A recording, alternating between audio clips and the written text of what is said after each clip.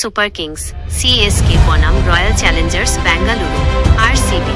এটিকে একটি ডার্বি বা ক্লাসিকো বলা হচ্ছে, কারণ এই দুটি দলের মধ্যেকার প্রতিদ্বন্দ্বিতা দীর্ঘদিনের।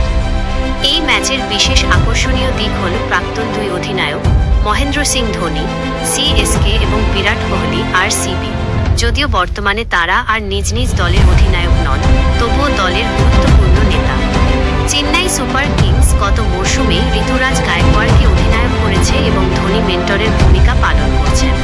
অন্যদিকে রয়্যাল চ্যালেঞ্জার্স বেঙ্গালুরু এবছর নতুন অধিনায়ক রজত পাতিদারের নেতৃত্বে খেলছে ফাফ ডু প্লেসির পরিবর্তে।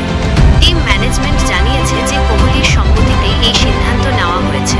উভয় দলই তাদের প্রথম ম্যাচ জিতেছে, তাই আজকের ম্যাচে তাদের কম্বিনেশনে কিছু পরিবর্তন দেখা যেতে পারে।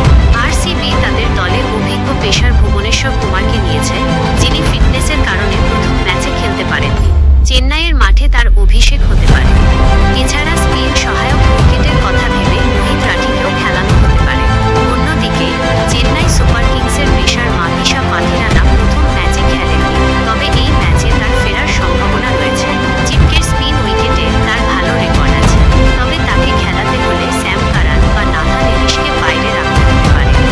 আরসিবির জন্য বড় চিন্তার কারণ হতে পারে চেন্নাই সুপার কিংসের স্পিন ত্রয়ী রবিচন্দ্রন অশ্বিন, রবীন্দ্র জাডেজা এবং নূর আহমেদের 12 ওভার।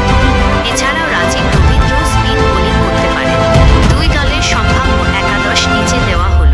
চেন্নাই সুপার কিংসের সম্ভাব্য একাদশ: রাচিন রবীন্দ্র, ঋতুরাজ গায়কোয়াড়, রাহুল ত্রিপাঠী, দীপক হুডা, শিবম দুবে, স্যাম কারান, রবীন্দ্র জাডেজা, মহেন্দ্র সিং ধোনি, রবিচন্দ্রন অশ্বিন, মাতিসা পাথিরানা, নূর আহমেদ।